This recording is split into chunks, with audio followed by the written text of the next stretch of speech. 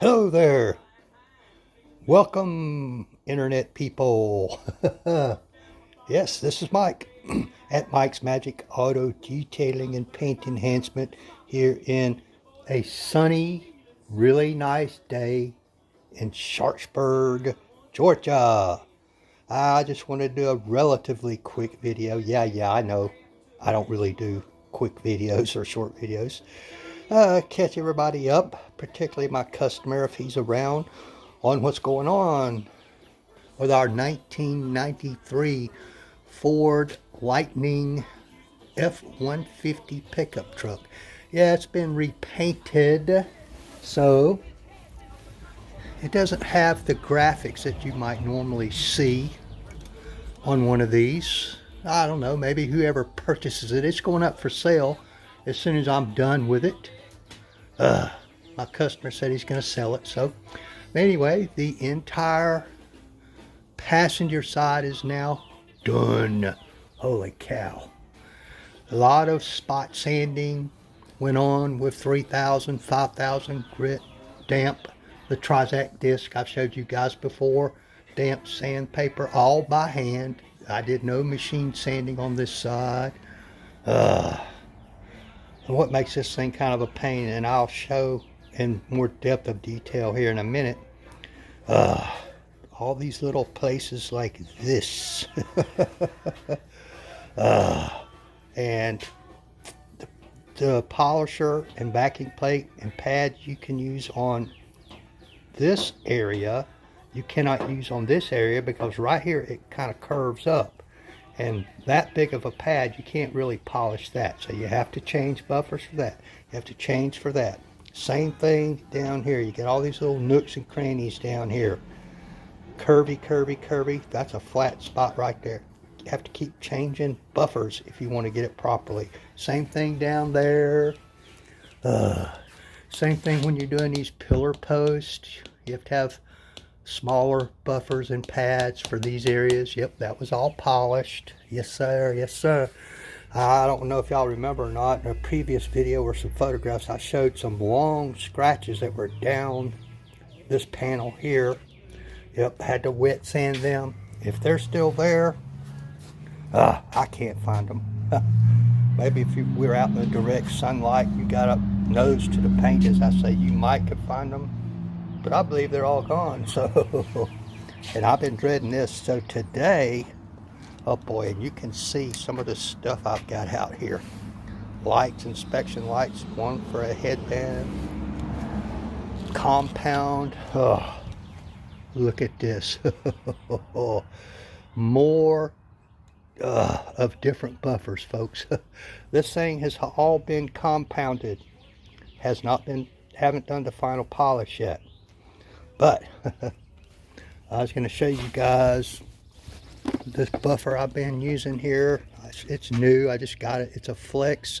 I forget what the model number is, but it's got different backing plates that you can switch out relatively easily for different things, and different drives that you can pop in and out. This thing is a pretty good bit of engineering here.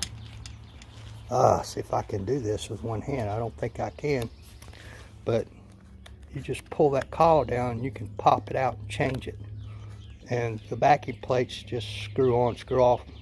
This particular drive that's in there now is a rotary, as you can see, with a small, I don't know, what's that, about an inch and a half pad. Indeed, had to have it. I had other little polishers, but this other one crapped out, so I ordered this new one. See, I had to get that little narrow thing I just showed you for like this surface, that little ledge that's up under there. I polished these tail lights too. It didn't do them a whole lot of good because they're pretty far gone. That little ledge right there, the little bitty one I just showed you. Now this area here, I was able to switch over, I'll show you, to this 3-inch drive with a hybrid 3-inch pad because it had a bigger area there. But all these little areas like this, and even this one, I went ahead and did it with the little one Oh man. Got all up in here, even polished the handle on the tailgate. You can see I got my tape off up here. Oh my goodness. And then, oh boy, then we had all that. Oh Lord have mercy.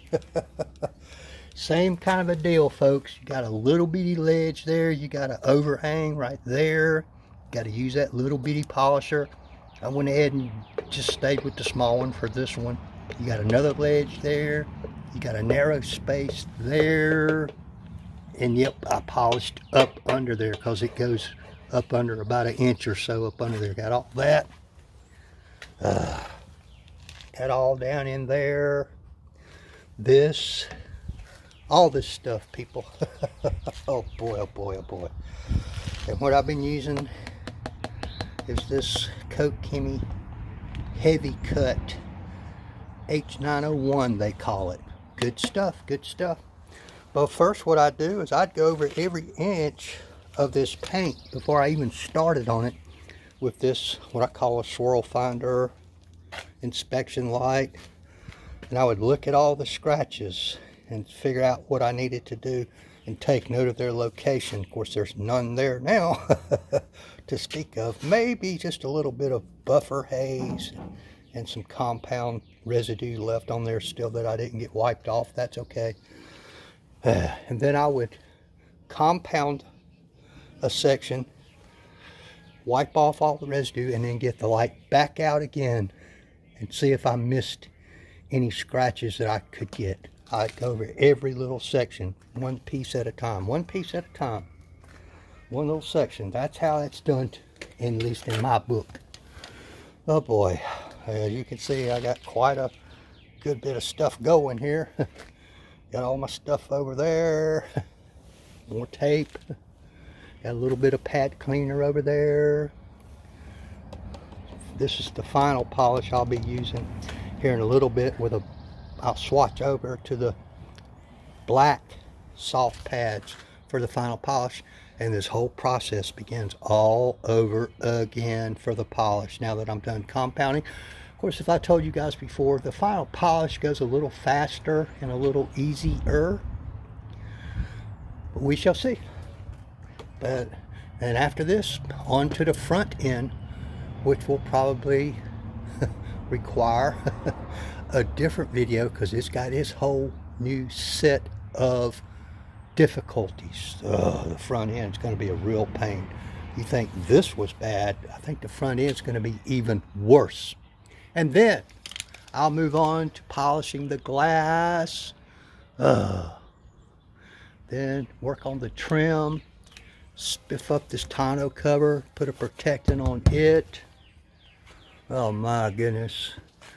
Then the wheels and tires. The tires have to be coated, the wheels.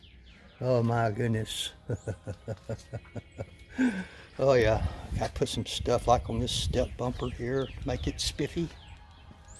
You can see I got the exhaust pipes covered up. I didn't want to spend all that time shining them and then get them all nasty again. There they are. They're pretty shiny now, pretty shiny. They're looking good, looking good. But it's been a gorgeous day to be working. And of course, I love it when it's like this, man. I throw this garage door open and just enjoy the weather. Ooh-wee. Oh yeah, gotta treat all those rubber gaskets around all the windows and stuff. That ought to be fun. Okay guys, we'll catch you guys later. Thanks for dropping by. Like, tag, share, follow, subscribe, all that stuff. All that stuff. Thank you very much. Y'all have a great day.